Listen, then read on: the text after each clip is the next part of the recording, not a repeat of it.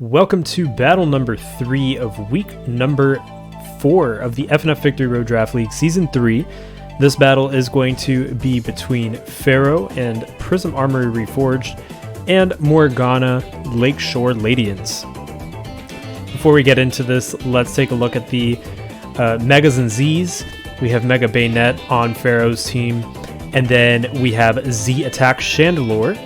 And then on Morgana's team, we have Z Any Meloetta. So we could see Meloetta maybe go for the Z Celebrate. Really curious to see how this goes. One thing I'm interested in seeing is, one, Sylvly, what type is it? Or will it hold a memory at all? And two, I think this might be the match where Sharpedo finally gets some sweeping going. Sharpedo is a really hard Pokemon to sweep with because it's so frail. But once it gets going, that momentum is really good for it. So I think we might see Sharpedo going for a sweep because its typing is really nice in this matchup. I think that Registeel just needs to go down, and then perhaps Kartana gets weakened. But it will depend on what type also Sylvly is, but very nice late game cleaner. I do think that Registeel could possibly be problematic for Morgana because aside from close combat and Heatran, I don't think there's anything that really puts a big dent into it, and it could be really tough to take down. Pharaoh doesn't have any clerics, so it's going to have to rely on leftovers recovery, but still, it does look like a solid defensive option for him. Necrozma definitely looks like it could be pretty interesting too. Sharpedo can't really switch into it unless it's like a predicted Photon Geyser, and even then, if it's at full health, it might be able to take a crunch.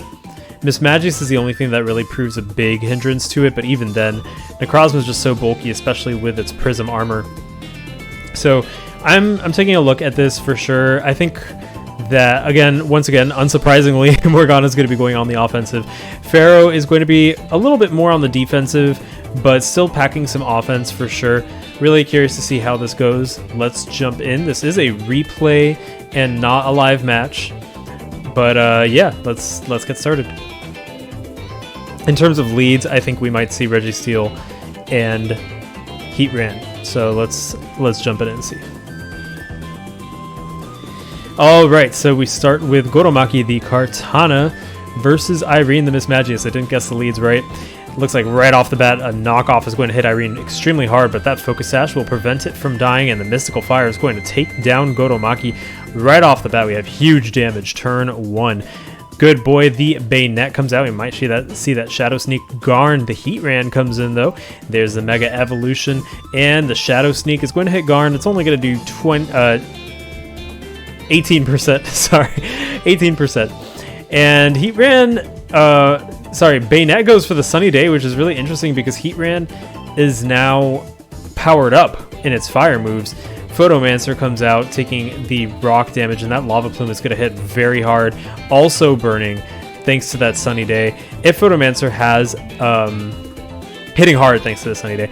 So Photomancer goes for the Earthquake. Oh, that's unfortunate. If it had Earth Power, that would have taken down Garn, or if it wasn't burned, but it does not have Earth Power. It had Earthquake, so that burn really hindered it, and Garn hangs on at 45%. Good boy, the Bayonet comes in, and Bayonet goes for the Shadow Sneak. It's going to do 18% to Garn, who still is firing off some powerful Lava Plumes. Interestingly, I think Bayonet is actually specially defensive because it did not take that much damage from it. Destiny Bond is up. The Earth Power is not going to take down Good Boy the Bayonet, though, as Garn continues to recover some more HP from those leftovers. Soul Forger, the Chandelure, comes in, and the Lava Plume is going to power up Chandelure with that Flash Fire. Garn is at 46% now. There's the Z move coming from Soul Forger and that Inferno Overdrive. Unfortunately, Flash Fire is what Heatran has as well, and Earth Power brings Soul Forger down to 6% as Garn now sits at 52%. Heatran is being very, very hard to take down, and the Earth Power is going to take down Soul Forger. Yeah, this is looking extremely tough for Pharaoh. Pharaoh has unintentionally powered up this Heatran with Sun, and now with Flash Fire, Mary is going to have to try really hard to try and get Garn down. The parting shot is what Mary goes for, so Remington comes in. Will we see the fire move, though? We do. That Lava Plume does 46% and burns Remington as well. I think that does put Remington in range of the 2-hit KO. Maybe we'll see. Echo the Meloetta comes in, and there's a Thunder Wave on Echo to paralyze it. Unfortunately, Remington is not going to be able to have its recovery from leftovers because of that burn. And Meloetta goes for the Z Celebrate. Power-up punches is going to do very little damage because of that burn, and also it's just not that strong an attack on Registeel until it really starts piling up. The Shadow Ball is going to hit, bringing Remington into range, and the Iron Head does 18%, but still not enough to take Echo within a range of anything. That Shadow Ball is going to take down Remington, and the score is now 2-6. Bayonet comes in at 14%, might go for the Destiny Bond. Will Morgana predict that Destiny Bond? The Shadow Ball takes down Mega Bayonet, and the Destiny Bond takes down Echo. Score is now 1-5, with Silvally being the last Pokemon versus Jet Setter, the Zeraora. If Jet Setter has close combat, that very well could be the game. And the close combat hits, taking down Mary, and the score is 5-0, a victory for Morgana and Lakeshore Ledians over Pharaoh and Prism Armory Reforged. And I think that Heatran was a really big problem for Pharaoh, setting up Sun. I think that Bayonet probably went to set up Sun to disrupt any of the hail that Morgana might have brought, but he did not bring hail to this match. So the Sun only powered up Heatran and made it hit extremely hard. And then after that, when Chandelure powered up its Flash Fire, again got a boost, Heatran was looking very hard to take down, especially because there was nothing really that could hit it particularly hard. The Earthquake on Necrozma would have taken it down had it not been for that burn.